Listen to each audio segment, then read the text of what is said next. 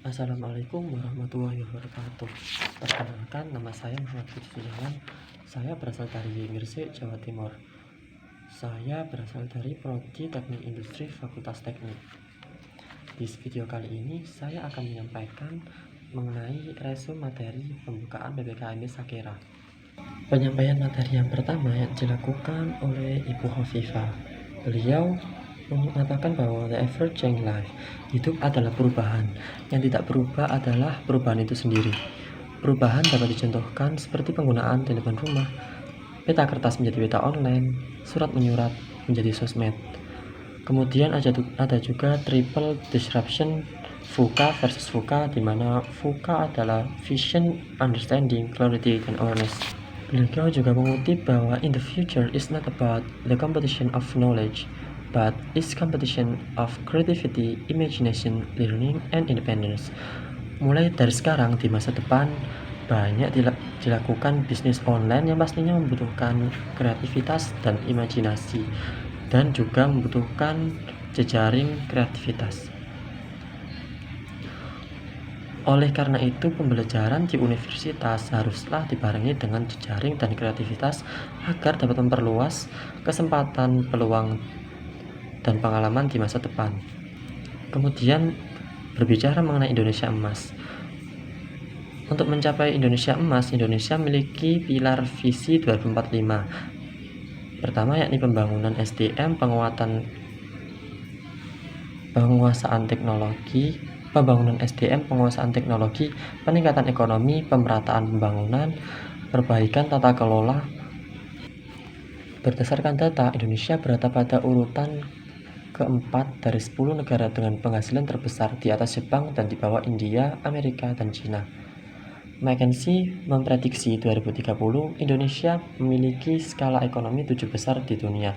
Dengan itu, kita sebagai mahasiswa diharapkan berpartisipasi dalam pembangunan tersebut. Tantangan ke depan yang paling besar yakni menyempurnakan pendidikan.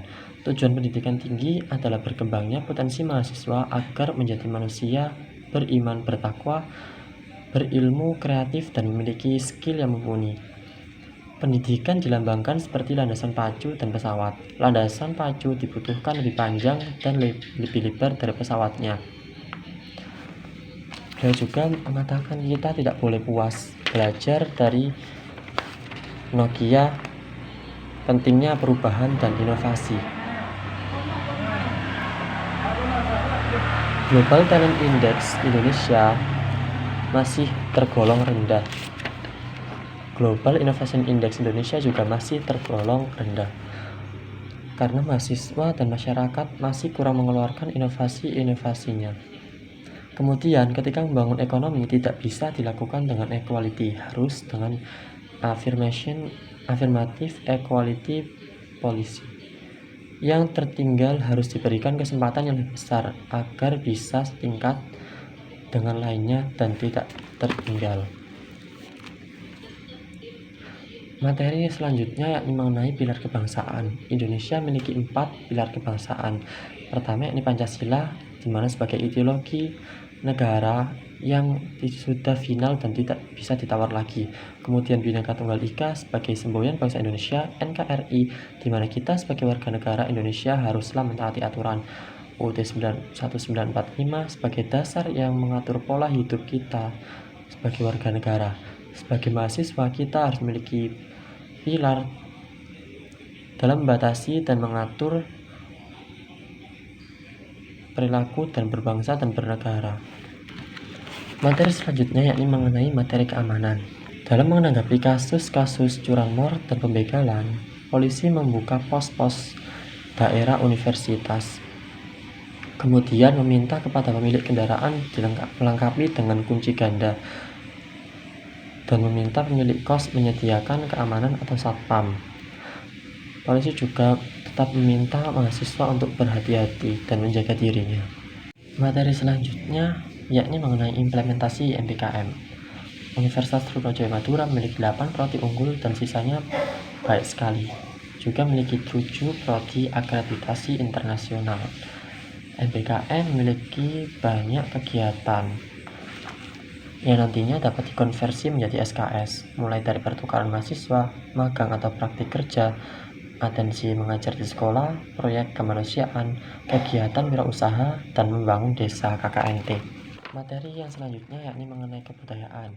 Kebudayaan memiliki beberapa unsur, mulai dari sistem religi, sistem bahasa, sistem ekonomi, sistem pengetahuan, sistem teknologi, sistem kesenian, dan sistem lembaga masyarakat. Kebudayaan juga memiliki 10 objek sendiri, yaitu tradisi lisan, manuskrip, adat istiadat, ritus, pengetahuan tradisional, teknologi tradisional, seni, bahasa, permainan rakyat, olahraga tradisional. Di zaman ini terjadilah kemerosotan eksistensi kebudayaan serta anggapan bahwa budaya kita ketinggalan zaman dan itu adalah tidak benar. Di zaman ini juga terjadi kepunahan budaya. Untuk menjaga eksistensi dan menjaga kepunahan budaya kita, untuk menjaga eksistensi dan mencegah kepunahan budaya kita, generasi muda era kini haruslah mulai mempelajari praktekkan karena kebudayaan adalah pertahanan bangsa. Mungkin hanya itu yang bisa saya sampaikan, kurang lebihnya mohon maaf. Wassalamualaikum warahmatullahi wabarakatuh.